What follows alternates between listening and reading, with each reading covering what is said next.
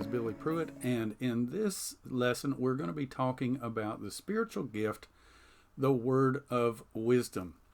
Now, this is found in 1 Corinthians chapter 12 and verse 8, and it is one of the 9 spiritual gifts, and as such, it's one of the parts of this series of spiritual gifts.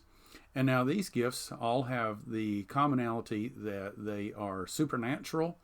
These are gifts in which the Spirit of God operates through man in a way to demonstrate himself, to manifest himself. And these gifts are revelatory and powerful. And so as we look at this gift on the word of wisdom, the first thing that we are going to do is we're going to provide a definition. The definition states that the word of wisdom is a supernatural communication that includes information regarding how to handle a specific situation. Now that definition is kind of careful, and the reason for that is because we have to understand that there's a tremendous difference between the word of wisdom, which is a spiritual gift, and wisdom in a general sense. So when we're talking about wisdom in a general sense, we're talking about something that we can learn, study, we can develop, we can grow, even spiritual wisdom and so forth. If we read the Word of God and we are careful to maintain our devotions and our relationship with Christ, our wisdom will increase. We can even pray and our wisdom will be increased. And the Lord will give us experiences that allows our wisdom to increase. This is not at all what the spiritual gift, the word of wisdom, is about, because it's not so much wisdom. It is a word of wisdom, and therefore the word of wisdom does not require any study, doesn't require any preparation, doesn't require any particular experience. It is a word of wisdom. In order to illustrate this, I want to think of it in terms of a child.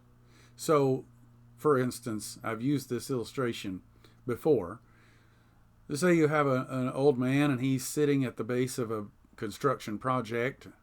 Say they're building a bridge or something like that, and he looks way up high on the scaffolding and realizes that there's something wrong with the construction. It's a simple mistake. There's something that's happened that's not correct.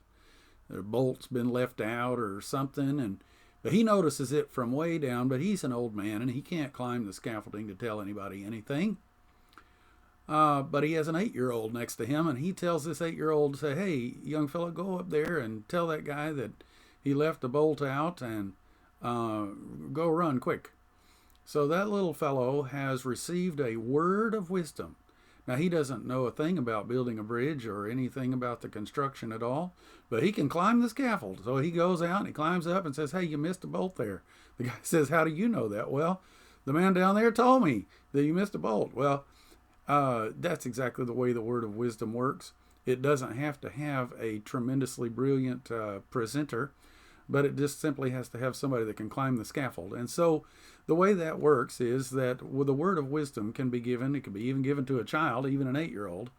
And so we don't see that necessarily has to be a wise person. They may be unwise in a lot of ways and maybe immature even, but God can use this message, the word of wisdom, through their lives, even still, even a new believer. And so we have to understand it not as the accumulation of wisdom through the years and through experience and all of this. This is a divine gift. It is a grant. It is something that God gives for the purpose of a specific incident and a specific situation. The child, who's 8 years old, then could not turn around and build a bridge himself. He could not turn around and look and see all the other people and figure out whether they're doing it right or wrong. Only for this one incident was he able to have the solution, and only because it was given to him.